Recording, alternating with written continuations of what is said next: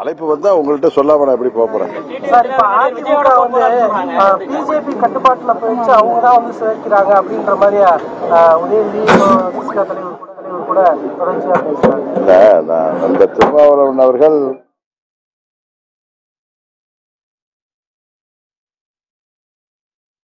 செல்லக்கூடாது என்று எப்பொழுதும் வலியுறுத்தி வருவார். நேற்றைக்கு என்று நினைக்கிற துணை முதல்வர் உதயநிதி ஸ்டாலின் அவர்கள் பழனிசாமி தான் தொடர்ந்து அதிமுகவின் பொதுச் செயலாளராக நீடிக்க வேண்டும். அவர் நீண்ட நாள் நல்ல உடல் நலத்தோடு இருந்து அவர் தான் எதிர்கட்சி தலைவராகவும் நீடிக்க வேண்டும் சொல்றதுல இருந்து என்ன ஒரு உண்மை சொல்றது? அவர் நீங்க ஏதோ பாக்குறப்ப அவர் பஞ்ச புகழ்ச்சியா இல்ல ஸ்லேடையா பழனிசாமியை தாக்கி பேசுவதாக நீங்கள் நினைக்கலாம். அவர் என்ன ஒரு ரகசியத்தை சொல்றாருன்னா, எங்களுக்கு அது சுலபம் அப்படிங்கிறார். என்ன சுலபம்னா, 19 தேர்தலப்ப யார் பொதுச் செயலாளர், யார் கையில அம்மாவுடைய கட்சி இருந்துச்சு? பழனிசாமி. இரட்டையில இருந்தும் படுதோல்வி அடைந்தது.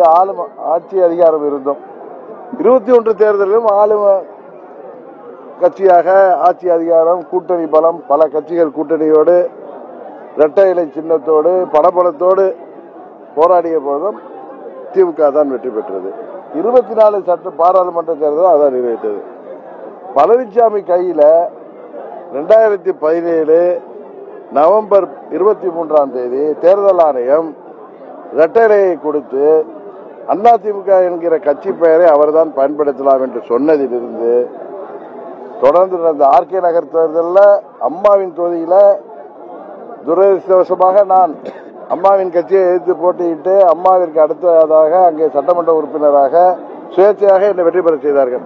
அப்பொழுதும் பழனிசாமி தலைமையிலான அதிமுக கூட்டணிக்கு தோல்வி, அல்ல அந்த கட்சிக்கு தோல்வி. 2019 பாராளுமன்ற தேர்தலிலும் தோல்வி, 21 சட்டமன்ற பொதுத் தேர்தலிலும் தோல்வி, 24 பாராளுமன்ற பொதுத் தேர்தலிலும் தோல்வி. அதனால்தான் திரு உதயநிதி ஸ்டாலின் சொல்றாரு, அவர் தான் இருக்கணும், எங்களுக்கு சுலபம்ங்கிறார். பழனிசாமி இருக்கிற வரை நாங்கள் எளிதாக வென்று விடுவோம் அவர் சூசகமாக சொல்கிறார். அதை புரிந்து கொள்ள வேண்டியவர்கள் அனைவரும் புரிந்து கொள்ள வேண்டும். அது தெரிந்ததால் தான் அம்மா மக்கள் முன்னேற்ற கழகம் இன்றைக்கு வெளியிலே வந்து எங்கள் வழியிலே செல்கிறோம். இந்த தேர்தலில் அம்மா மக்கள் முன்னேற்ற கழகம் உறுதியாக வெற்றி முத்திரை பதிக்கும். நாங்கள் இடம்பெறுகின்ற கூட்டணி தான் ஆட்சி அமைக்கும் என்பதையும் உறுதியாக சொல்கிறேன். ஏதோ ஆணவத்தில் அகங்காரத்தில் சில பேர் பேசுற உறுதியாக சொல்கிறேன்.